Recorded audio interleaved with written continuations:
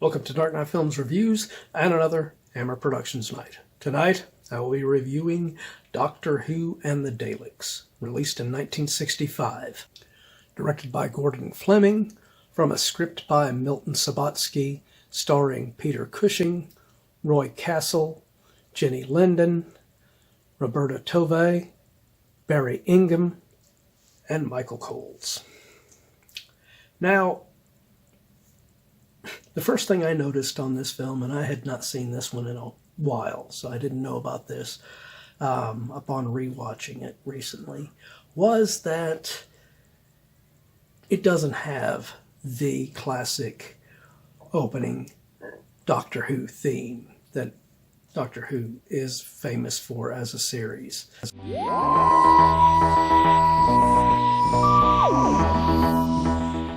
Which was highly disappointing for me, because I absolutely love that theme. So I don't know what it is, whether they had the rights to the character to do this. Amicus did, because Amicus Films did this, not Hammer. Or, and they didn't have access to the music, or whether they just wanted to go their own route. But either way, I don't like it. One way or another. I also don't like the fact that they turned Doctor Who, as played excellently by Peter Cushing, into just a regular human being instead of a Time Lord, as he was in the original series. It's a small quibble, because they still have the TARDIS and everything, and but still, having him be this normal grandfather character to Jennie Linden's Barbara and Roberta Tovey's Susan.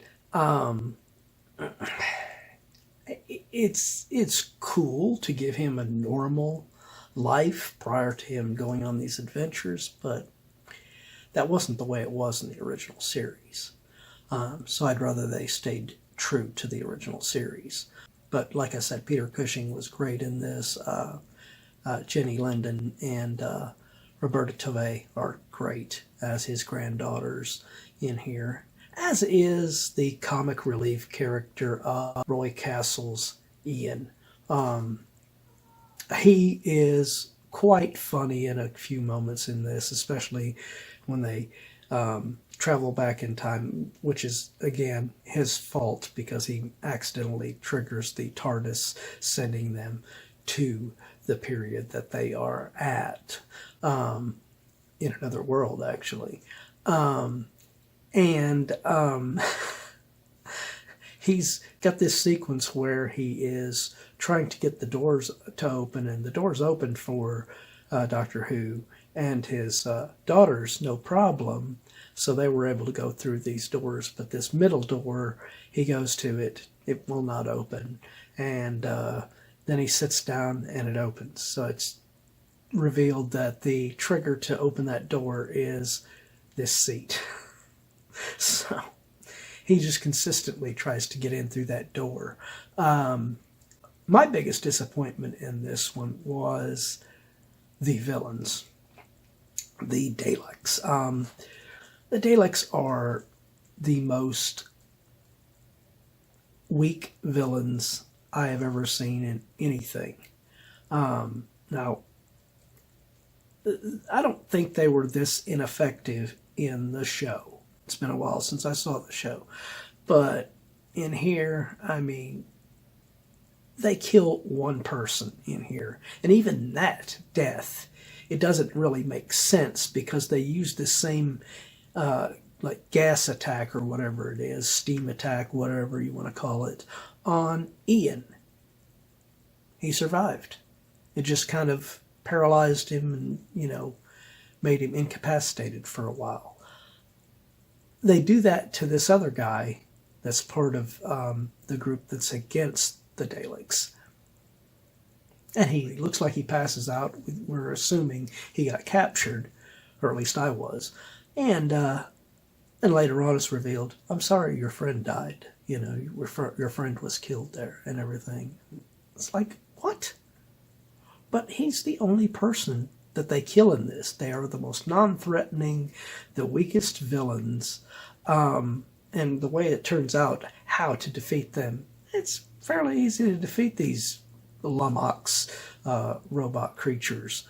So yeah, that they are very weak villains in my opinion. But performances overall in this were pretty good. Another thing I didn't like was that Barrie Ingham's character of Aladdin is portrayed as very smart.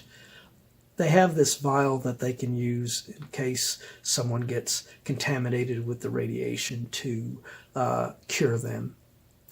And they want to give it to Doctor Who and his granddaughters and Ian when they first arrive and everything. And later on, though, whenever they get this notification from, supposedly, from Susan, that, oh, the Daleks want to give them food and, you know, they want peace. He immediately believes it and buys into it. And their leader tries to warn them against it, and their leader happens to be the one that ends up getting killed. The only death, well, I take that back. There is another death, but it's not by the Daleks. It's by this water creature that ends up killing one of Aladdin's fellow characters alongside of him. But overall, it's an okay film by Amicus. I just wish it would have stayed more true to the Doctor Who series. So, my final review for Doctor Who and the Daleks. I'm going to give this film a 7.5 out of 10.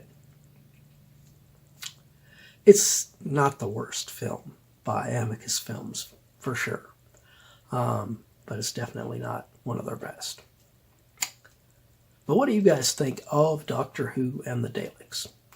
Do you agree with my review? Do you disagree? Let me know in those comments down below. And as usual, if you enjoyed this video, do not forget to like, share, and subscribe. And don't forget to click that bell icon so you can be notified about future videos just like this one. And while you're by the subscribe button, click that join button and become a Dark Knight fan.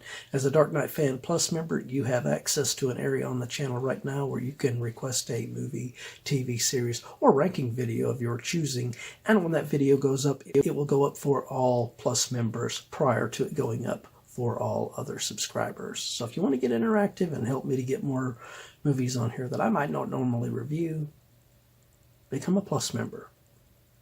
Well, that's it for another Hammer Productions Night. If you missed last week's Hammer Productions Night, check out the link up here to get caught up on that one. Or if you missed any of the other Hammer Productions Night, be sure and check out the playlist right here to get caught up on any of them that you have missed.